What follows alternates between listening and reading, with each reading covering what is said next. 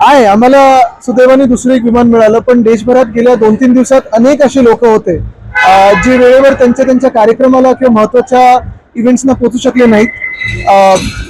आपण पाहतो जो काही गोंधळ सगळीकडेच उडालेला आहे.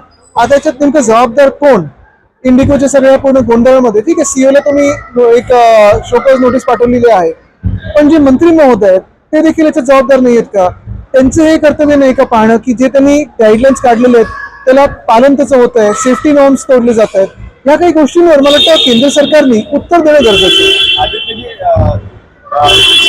म्हटलं आहे की समजा विमान नाही आहे तर समृद्धीने घ्यावं.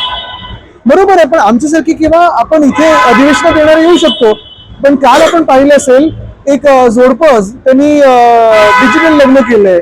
कितीतरी लोक आपण पाहताय, हाल पाहताय, त्रस्त किती आहेत आणि कुठेही काही माहिती नव्हती त्या दिवशी. म्हणजे ते थट्टा म्हणून बोलायला चांगलं की तुम्ही ह्याच्यानी या आणि त्याच्यानी या, कोण वंदे भारतनी या, हे सगळं ठीक आहे, पण जे एव्हिएशन सेक्टर 2014 पर्यंत आपण पाहत होतो केवढे तरी विमानं वेगळे वेगळे एअरलाईन्स होत्या. 2014 नंतर काय झालं की याच्यात मोनोपली यायला लागली, का मारलं गेलं सेक्टर? दुसरी धक्कादायक गोष्ट ही देखील आहे, आपण पण ह्याचा अभ्यास करा. अनेक आपल्या देशात जे नवीन एअरपोर्ट्स उडानमध्ये बनवलेले आहेत ते एअरपोर्ट्स त्याच्यावर हजारो कोटीचा खर्च झालाय आणि आता बंद आहेत. नाही, पण तुमच्याकडे संख्याबळ आहे ना, मग तुम्ही 2 बोगस पदं कशाला निर्माण केलीत? संख्याबळ तुमच्याकडे तर चांगलंच आहे, निवडणूक आयोगाने एवढं संख्याबळ दिलेलं आहे, मग तुम्ही ही खोटी पदं का निर्माण केली?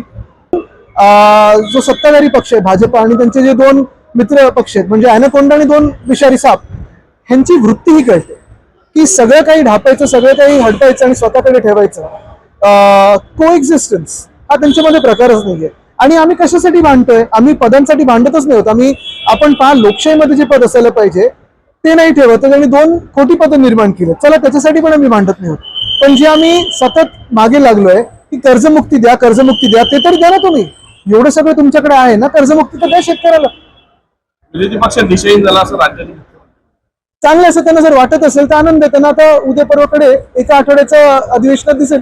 कामकाजात सहभागी होतील का काही? 100% होणार आहे.